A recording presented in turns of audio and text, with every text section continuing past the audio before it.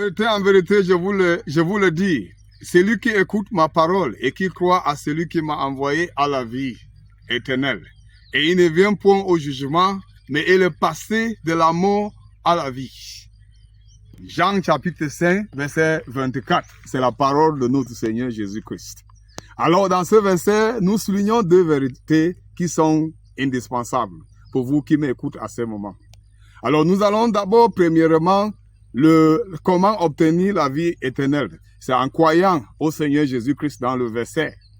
Et nous voyons encore, est-ce que une personne peut perdre la vie éternelle? Une personne peut perdre son salut. Après avoir été sauvé en Jésus-Christ, est-ce qu'elle peut perdre le salut? Voici les deux vérités que nous en tirons de cet verset. Mais, chers panélistes ou téléspectateurs, à cette heure, je vous remercie d'avoir tourné sur cette plateforme de Divine Oracle. Nous sommes très fiers de venir vers vous avec le message, de temps en temps, le message de notre Seigneur Jésus-Christ, parce qu'il veut que tout le monde lui connaisse partout que vous êtes. Bon, avant d'évoluer, veuillez et toucher sur la lampe de notification et souscrivez-vous et likez cette vidéo et partagez avec beaucoup de gens afin que Dieu vous bénisse aussi d'avoir partagé sa parole. Parce que si vous partagez cette vidéo, ce n'est pas pour nous, c'est pour le Seigneur Jésus-Christ, pour que sa parole puisse atteindre beaucoup de gens partout qu'ils se trouvent. Parce qu'il va atteindre tout le monde. Bon, chers téléspectateurs, à cette heure, nous répondons à ces questions cet après-midi, ou cette heure que vous visionnez cette vidéo.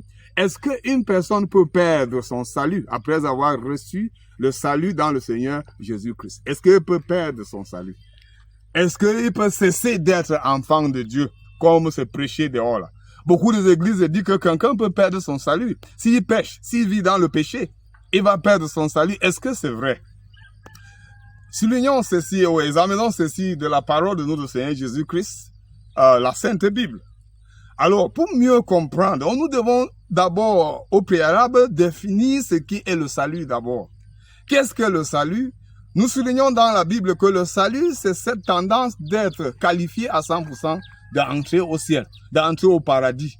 Qualifié pour toujours, éternellement d'entrer au ciel. C'est ça le salut. C'est-à-dire la délivrance du péché et les conséquences du péché qui est l'enfer. C'est ce que nous appelons le salut. C'est quand on dit que quelqu'un a le salut, dans les termes théologiques, ça veut dire qu'il est qualifié. Il est bon avec Dieu. Il est juste devant Dieu pour entrer au paradis et vivre avec Dieu pour l'éternité. Est-ce que toi qui m'écoutes à cette heure, est-ce que tu as le salut?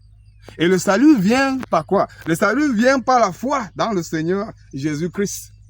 Seul, selon ce qu'on a vu dans les vidéos passées, on a dit que le salut vient par la foi dans le Seigneur Jésus-Christ. Alors quand quelqu'un a le salut, est-ce qu'il peut le perdre? Regardons dans la Bible, on va donc souligner que quelqu'un ne peut perdre son salut dans le Seigneur Jésus-Christ parce que, premièrement, le salut est obtenu gratuitement. C'est un don, pas la grâce. Ce n'est pas les efforts de chacun. Ce n'est pas par les bonnes œuvres. Ce n'est pas par les gardes des lois ou des commandements de Dieu. Eux, vraiment, comme les autres prêchent dehors là. Aucune personne ne peut garder tous les commandements de Dieu, c'est impossible. Et il y a 613 lois. Bon, c'est la vidéo d'un autre jour que je ne rate pas le chemin. Alors, on n'obtient pas le salut par les gardes des commandements de Dieu, ou par les bons œuvres, ou par les prestations de bonnes œuvres, ou prestations religieuses. C'est pas la foi seule, pas la grâce. Selon Romains chapitre 6, verset 23, le verset dit, car le salaire du péché, c'est la mort. Mais le don gratuit de Dieu, c'est la vie éternelle en Jésus-Christ. Et dans Éphésiens chapitre 2, verset 8 et verset 9 dit, c'est pas la grâce que vous êtes sauvés par le moyen de la foi, ce n'est pas par les œuvres, afin que quelqu'un ne se glorifie. Ce n'est pas par les œuvres, c'est gratuit. La grâce veut dire quelque chose que tu n'as pas travaillé pour ça, comme j'ai expliqué dans les autres vidéos. Alors quand on obtient alors le salut gratuitement, est-ce qu'on peut la perdre? On ne peut pas parce que c'est donné gratuitement. Et on ne fait rien pour le garder parce que c'est un don. On n'a pas travaillé avant de mériter. Alors on ne travaillera pas pour le garder, c'est gratuit. Bon, maintenant nous continuons donc. Une personne ne peut pas perdre son salut parce que c'est obtenu gratuitement selon le verset. Et deuxièmement, le salut veut dire la vie éternelle. Selon Jean chapitre 3, verset 16, la Bible dit qu'à Dieu a tant aimé le monde. Même toi qui m'écoutes, Dieu a tant aimé le monde. Vous voyez, tout le monde, partout que tu te trouves, que qu'en soit ta religion, alors, que qu'en soit ce que tu fais dans la vie, votre statut social, Dieu a tant aimé le monde qu'il a donné son Fils unique, afin que quiconque croit en lui, croit dans son Fils unique Jésus-Christ, a la vie éternelle, qu'il ne périsse point, mais qu'il a la vie éternelle. Jean 3, verset 16. Bon, le mot la vie éternelle dans ce verset, ça veut dire une vie qui dure à jamais. Ce n'est pas une vie finie, ou une vie temporelle, qui est à la fin. Alors, nous ne sommes pas éternels sur terre parce que nous allons mourir un jour. Mais la vie éternelle est pour toujours au paradis. Ça veut dire que celui qui croit en Jésus-Christ valide la condition d'être l'enfant de Dieu pour toujours. Pour toujours, comprenez bien. Alors, dans Jean 1, verset 12, il dit, à tous ceux qui l'ont reçu, à savoir ceux qui croient à son nom, il les a donné le droit, vous voyez, d'être enfants de Dieu, lesquels sont nés. Alors, tous ceux qui l'ont reçu, qui? Jésus-Christ. Il leur donne le droit d'être enfants de Dieu pour la vie éternelle au ciel. Alors, nous voyons, selon ces versets, que la vie éternelle et éternelle, ce n'est pas temporel. Alors, le mot éternel veut dire qu'il n'y a pas la fin. Donc, si Dieu donne la vie éternelle, quand quelqu'un croit en Jésus-Christ, après il reprend cette vie, parce que la personne a péché, est-ce que vous allez dire que Dieu est juste? Est-ce que vous allez dire que Dieu est saint? Vous allez dire que Dieu ne ment pas? Si tu donnes quelque chose à quelqu'un, tu reprends encore. Tu es fautif, après avoir dit que c'était un don. Tu es fautif parce que la personne ne méritait pas, mais tu lui es donné, malgré toi. Mais Dieu donne la vie éternelle, sachant bien que nous allons pécher. Mais quand on pêche, ce n'est pas à Dieu de reprendre la vie éternelle et dire, vous allez tous aller en enfer comme les religieux prêchent dehors. Que les non-justes, parlant des enfants de Dieu, qui ne gardent pas la parole de Dieu, iront en enfer. Ouais, c'est la vidéo d'un autre jour. On va voir ça sur notre vidéo de châtiment, parce que Dieu châtie. Alors, deuxième point dans notre voyage veut dire, le salut veut dire la vie éternelle. Que quand on a le salut, on a ça pour toujours. Troisièmement, le salut n'est pas basé sur un contrat de garder les commandements. La Bible dit que ce n'est pas par les commandements ou la loi de Dieu que nous sommes justifiés. Dans Romains chapitre 3, verset 20, la Bible dit que par les œuvres de la loi, aucune personne ne sera justifiée. Romains 3, verset 20. Ça veut donc dire, ce n'est pas basé sur un contrat de garder les commandements de Dieu. Le salut n'est pas un contrat entre toi et Dieu. Et que si tu gardes ce commandement, tu seras son enfant. Et si tu ne gardes plus, tu ne seras plus son enfant. Donc, nous voyons troisièmement que le salut n'est pas un contrat. Ce n'est pas basé sur un contrat. C'est un don gratuit. Alors, quatrièmement, nous allons souligner que le salut veut dire que quelqu'un est né. Dans Jean chapitre 3, Jésus-Christ parlant à Nicodème, nous voyons, il dit à Nicodème que si vous n'êtes pas né de nouveau, vous ne pouvez pas hériter le royaume des cieux. Il parle de mon naissance. Ça veut dire quand on dit que quelqu'un a le salut, quelqu'un est enfant de Dieu, ça veut dire qu'il est né spirituellement. Physiquement, nous sommes nés dans nos familles, comme tu es né dans ta famille. Tu as un père, tu as un mère. Mais maintenant, spirituellement, lorsqu'on dit que tu as le salut, ça veut dire que tu es né dans la famille de Dieu également. Donc, quand une personne croit en Jésus-Christ comme Seigneur et Sauveur personnel, il est né spirituellement dans la famille de Dieu. Et il sera toujours enfant de Dieu pour l'éternité. Il est en Dieu, donc il est la partie de la divinité. Déjà, il est membre de la famille de Dieu. Et en tant qu'un né ou une née dans la famille de Dieu, il ne peut pas être, je vais dire, déné, ou dénaître, pardon. Oui, il ne peut pas être déné. Donc, il ne peut pas être déné. Ça veut dire que déjà né dans la famille de Dieu, c'est pour l'éternité.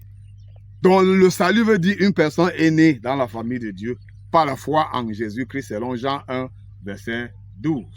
Ça veut donc dire qu'il ne peut pas le perdre parce que c'est une relation éternelle. Alors, une personne dont ne peut pas perdre son salut, selon ce que nous voyons, parce que c'est un don gratuit qu'on n'obtient pas par nos efforts. C'est Dieu qui nous donne gratuitement à travers la foi en Jésus-Christ. Et quelques versets pour finir cette vidéo, mon cher ami qui m'écoute à cette heure. Je n'ai pas prévu vraiment prolonger cette vidéo beaucoup, mais quelques versets pour vous soutenir encore. Dans Jean chapitre 10, versets 27 à 30, le Seigneur Jésus-Christ dit, « Mes brebis entendent ma voix et elles me suivent. Eh monsieur, je leur donne la vie éternelle. Et aucune ni ne leur ravira de ma main. Mon Père qui me les a donnés est plus grand que tout. Moi et mon Père, nous sommes un. Dans ce passage, le Seigneur Jésus dit tous ces brebis les suivent et il leur donne la vie éternelle. La phrase donne la vie éternelle, c'est dans le présent de l'indicatif. Ça veut dire que c'est actif et il leur donne la vie éternelle. Ce n'est pas qu'il les a donnés et qu'il ne donne plus. Il leur donne la vie éternelle. Donc, il est spirituellement, ils sont vivants en Jésus-Christ. Il ne vit pas en eux, mais en Jésus-Christ. J'aime le verset, je ne sais pas si vous aimez le verset de l'Angle, mais j'aime le verset de Galates chapitre 2, verset 20, qui dit que je suis crucifié avec Christ ensemble, néanmoins, je vis, mais pas moi qui vis, mais je vis par la foi dans le Fils de Dieu qui m'a aimé et qui a donné sa vie pour moi. Donc, il vit qu'en Jésus-Christ, selon ce verset, ils ont toujours la vie éternelle. Donc, si tu as cru en Jésus, ça veut dire que tu as la vie éternelle. Et tu ne pourras jamais perdre ta vie éternelle selon ce verset. Et dans Jean chapitre 6, verset 37, il dit, tout ce qui vient à moi, je ne les chasserai pas. Il dit, je ne les chasserai pas. Tout ce qui vient à moi, Jean 6, verset 37. Tout ce qui vient à moi, je ne les mettrai pas dehors. Donc, je paraphrase ce verset. Qui veut donc dire, tout le monde qui accepte Jésus-Christ, Jésus ne pourra pas les chasser. Ils ne pourront jamais cesser d'être ses enfants. Mais maintenant, on finit ici en disant, ça veut donc dire, une personne qui a cru en Jésus-Christ doit pécher comme il veut. Parce que le salut n'est pas la grâce. Parce que le salut, c'est un don gratuit. Il n'a rien à faire pour garder son salut. Non, non, non, non. Nous devons vivre dans l'obéissance de sa parole. Nous devons vivre sa sainteté. Et pas parce que nous voulons obtenir le salut, mais parce que nous voulons obtenir ses bénédictions. Et si une personne insiste dans le péché, qu'est-ce que c'est ce qui va lui arriver? Comment Dieu lui gère après le salut? Nous allons parler de châtiment dans notre prochaine vidéo. Le châtiment, c'est une punition que Dieu donne à ses propres enfants. Tout ce qu'il reçoit et reconnaît pour les enfants, il les châtie, il les punit pour qu'ils obéissent à sa parole. Nous allons détailler ceci dans la prochaine vidéo. Bon, nous vous remercions beaucoup, chers téléspectateurs, pour votre sacrifice d'écouter sur Divin Oracle et de tourner sur Divin Oracle. Veillez et souscrivez-vous et likez cette vidéo. Partagez avec beaucoup de gens parce que c'est une manière de partager aussi l'évangile quant à vous. Et Dieu vous bénira beaucoup avec tout, avec tout le vôtre. Donc, que le Seigneur vous bénisse. Ciao.